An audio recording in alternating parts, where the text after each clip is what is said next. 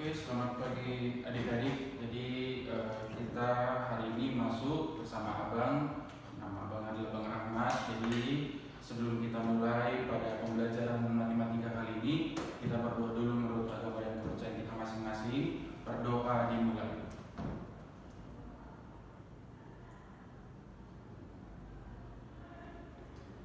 Berdoa selesai. Oke, jadi kita hari ini bersama Abang belajar mengenai materi matematika, yaitu limit aljabar ya.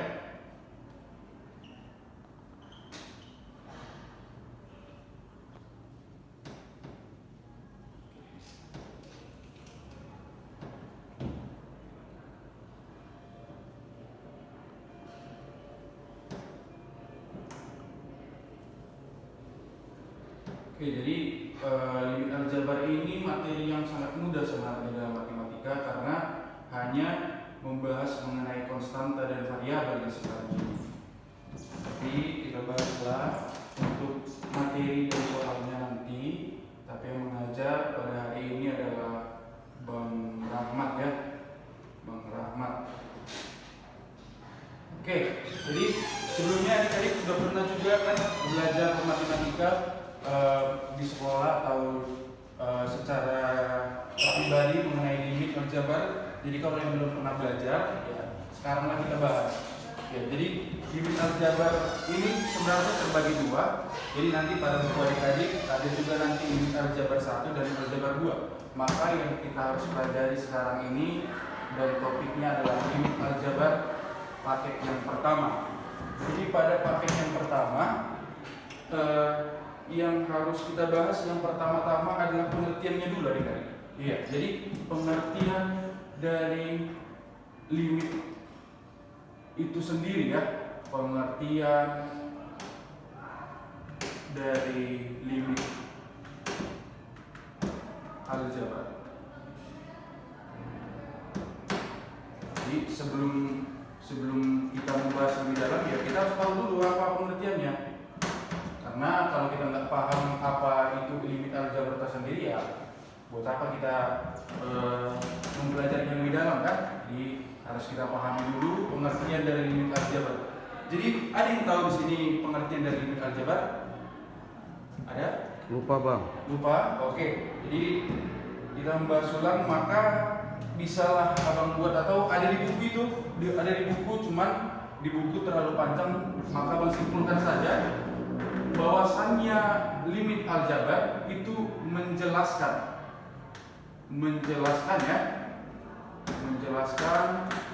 perilaku siapa bang?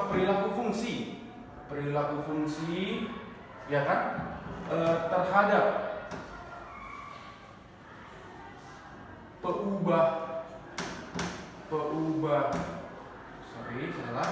peubah bebasnya.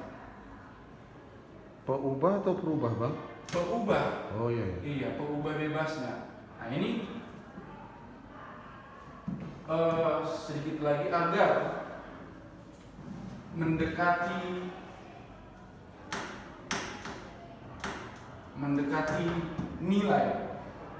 nilai tertentu.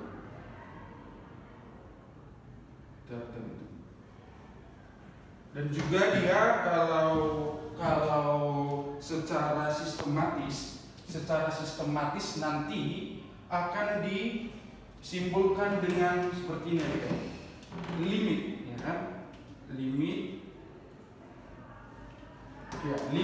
x menuju c dari fx. Nah ini.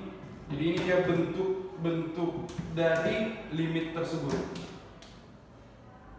Bentuk umumnya seperti ini secara sistematisnya. Nah, tadi abang bilang limitnya menjelaskan tentang perilaku fungsi fx. Inilah fungsinya fx. Ada juga fungsi itu yang berbentuk px, ada juga yang berbentuk gx, dan ada juga Jadi udah sampai kita pada fungsi yang ketiga, limit X sama dengan C ya. Jadi kalau misalnya sifat yang keempat nanti tinggal diubah aja nih sebenarnya ini menjadi kali gitu kan, hanya berubah tanda aja nih dari kali. Jadi kalau misalnya di sini kali, nanti kita buat di sini kali. Lalu kalau di sini bagi ya kita buat lapar gitu kan. Lalu juga ada juga dia kalau dia berbentuk pengurangan, jadi nanti kita kuranglah di sini. Nah itulah kira-kira untuk pembahasan awal. Oke, yang ketiga, topik yang ketiga yang kita pelajari atau subbabnya adalah cara penyelesaian limit aljabar. Limit aljabar. Ada penghapus bang itu bang. Oke, jadi yang ketiga itu kita belajar mengenai cara penyelesaiannya. Kita udah masuk tadi pengertiannya, udah berbicara tentang sifat-sifat. Selanjutnya kita berbicara tentang cara penyelesaian. Oke, pada cara penyelesaian yang pertama. Jadi limit ini tentunya punya cara penyelesaian sama dengan materi matematika yang lain.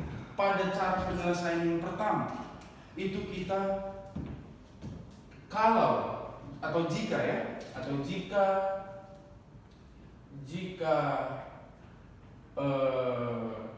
nilai limit berbentuk atau bukan nilai limit, nilai fungsi sebenarnya. Jika fungsi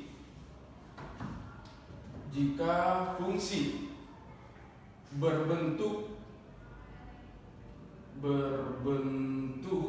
akar, maka koma ini adalah maka penyelesaian itu dapat kita buat dengan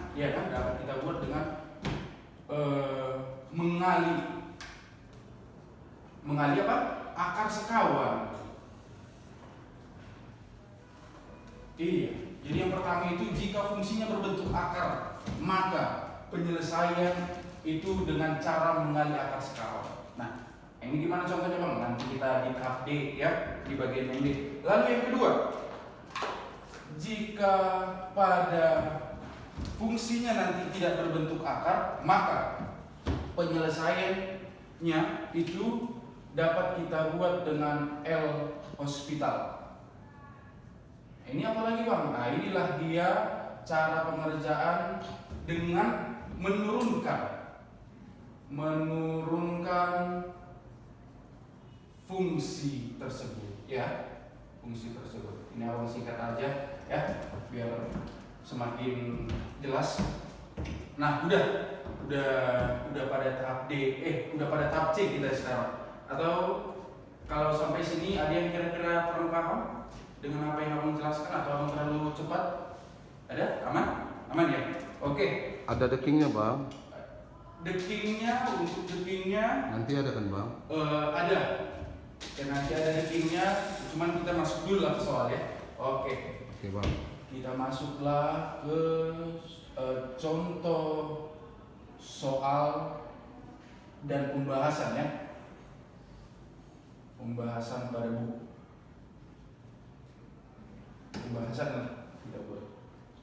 Oke, boleh dibuka bukunya halaman 100 ya, halaman 100. Nanti udah dibuka bukunya? Udah ya? Sudah, oke. Jadi pada nomor 1 lah. Coba dulu kakak yang ini dibacakan, oke. Jadi soalnya di situ apa? Limit X menuju 2 dari berapa? 4X tambah 5 ya? Oke, tambah 5. Oke, jadi kalau soalnya berbentuk limit X menuju 2 dari 4X tambah 5, maka tadi kita cara penyelesaiannya adalah dengan substitusi. Langsung kita masukkan aja. Inilah contoh sifat yang kedua. Nah ini nomor 1 yang kedua ini. Nomor 1 sifatnya yang kedua. Maka kita masukkan aja. Maka nilainya akan berubah menjadi 4 dikali dengan ini per ya, per X dikurang dengan 3. Nah ini bisalah kita sederhanakan lagi melalui the king-nya tadi, membuat fungsi menjadi sederhana. Jadi bisa kita buat limit X menuju 3 dari X tambah 3 kan, X tambah 3 dan X kurang 3 dari akar fungsinya X tambah 6 tambah dengan 3 per ya, per X kurang 3. Nah ini bisalah kita coret ini fungsinya pada penyebut dan pada pembilangnya. Ini bisa kita coret. Nah, jadi hasil akhirnya gimana Bang? Hasil akhirnya menjadi limit X menuju 3 ya, X menuju 3 dari X tambah 3 dikali dengan akar X tambah 6 ditambah dengan 3 per dengan 1 ya. Jadi kalau dalam matematika 1 dia tertulis, maka kita masukkanlah langsung nilai dari X nya. Jadi kalau kita masukkan limit, nggak usah lagi pakai limit kita karena udah tinggal masukkan ya, memasukkan nilai X nya menjadi, kita ubahlah 3 ditambah dengan 3 ya kan, lalu akar dari 3 ditambah dengan 6 ditambah dengan 3, hasil akhir menjadi 6 dikali dengan akar 9 tambah 3. Oke, lalu hasil akhirnya menjadi 6 dikali dengan 3 ditambah dengan 3, 6 juga ya. Maka kita memperoleh hasil 36. Oke, jadi hasil dari limit X menuju 3 dari fungsinya X kuadrat kurang 9 per akar X tambah 6 kurang 3 sama dengan 36. Nah itu, seperti itu kira-kira 4 contoh yang dapat kita kerjakan pada hari ini. Jadi ada kira-kira yang mau bertanya? Ada kira-kira yang mau bertanya atau kebingungan dalam persoalan 4 soal ini? Buat kesimpulannya Bang, situ Bang, yang di ruang kosong kesimpulan yang Abang ajarkan, biar berisi itu Bang papan tulisnya. Kalau yang kesimpulan ini kayaknya matematika. Oh, oke. Jadi kalau kesimpulannya dalam matematika mungkin cara penyelesaian lah ya. Jadi cara penyelesaian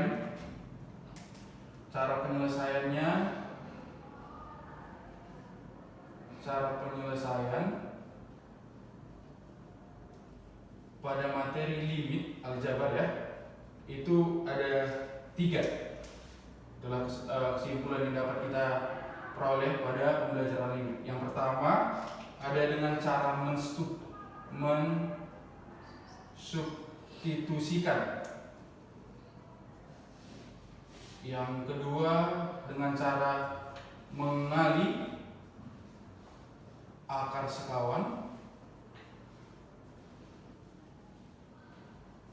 Lalu yang ketiga dengan cara L'Hospital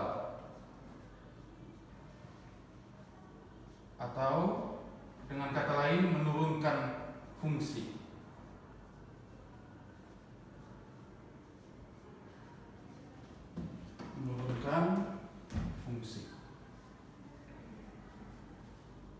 Oke, bicara atau kesimpulan yang dapat kita buat pada hari ini adalah cara penyelesaian fungsi. Oke, adik-adik, untuk pembelajaran limit aljabar ini sudah banyak kita bahas dan abang harap juga kalian mengerti dan pahami pembelajaran kita pada limit aljabar pada hari ini. Jadi semoga nanti pada ujiannya bakalan masuk soal-soal yang abang ajarkan, dan juga adik-adik juga semakin mengerti dengan cara abang yang mengajar di sini. Oke. Jadi sebelum kita pulang, difoto dulu. Kalau enggak, biar cepat kita. Oke, udah difoto. Oke. Jadi kalau sudah difoto, ya kita bereskan buku dan tas kita 2 menit lagi mau pulang, jadi kita berdoa menurut agama dan kepercayaan kita masing-masing. Berdoa dimulai.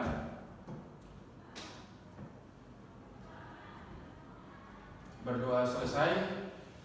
Adik-adik kalau mau pulang nanti hati-hati ke rumah.